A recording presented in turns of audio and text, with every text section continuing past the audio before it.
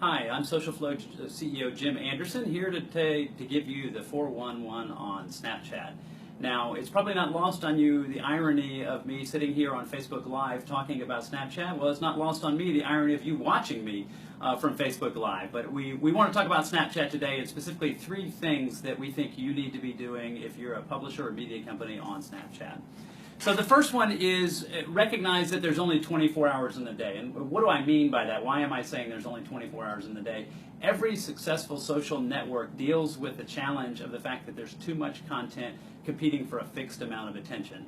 As more and more media companies, more and more brands, more and more individuals publish content to Snapchat, there's going to be more and more competition for the fixed amount of consumer attention. And even when the platform is growing like crazy, like Snapchat is, each of us still only has 24 hours in a day to consume content.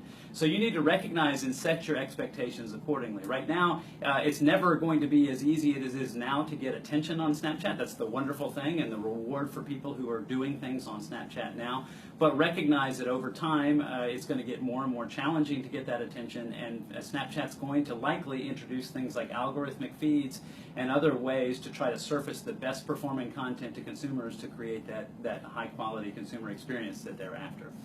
Item number 2 is to keep, or in case of those of you who are not yet publishing to Snapchat, start publishing. Again, it's a little bit of a race, and those that are in the game early and doing well are likely to have a head start. And like I said earlier, it's never going to be as easy as it is now to get consumer attention on Snapchat. So if you're not publishing to Snapchat, we strongly encourage you to get in the game, because it's a platform that's growing, it's going to continue to matter, and there's a lot of things about it that are quite different than Facebook, Twitter, Pinterest, some of the other platforms out there. Things like shooting video in a vertical fashion, using a phone and figuring out how to crop it and make the images work. And then, of course, one of the things we at SocialFlow are focused on is how do we help make this a more scalable, enterprise-grade process for you, so that you don't have to have a whole bunch of people working on Snapchat, a whole bunch of different people working on Facebook, etc. And so we want to be able to provide you the tools and technologies to make your workflow and your days easier as you're in content creation,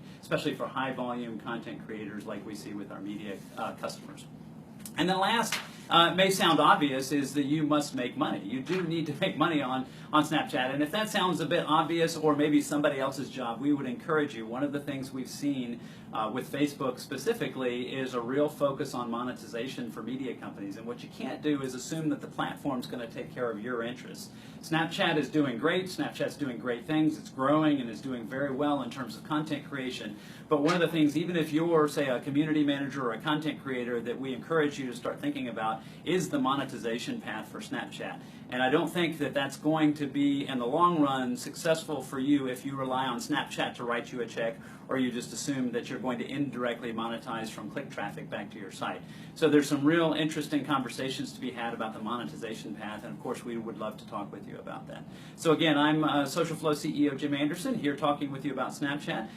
Coming up in future installments, we're going to have a follow-up on some of our feedback from last week. We released some numbers on Facebook reach. We got a lot of great feedback from the marketplace, and we're doing some additional analysis of data, and we'll have some further updates. So thanks for joining me today, and we'll see you next time.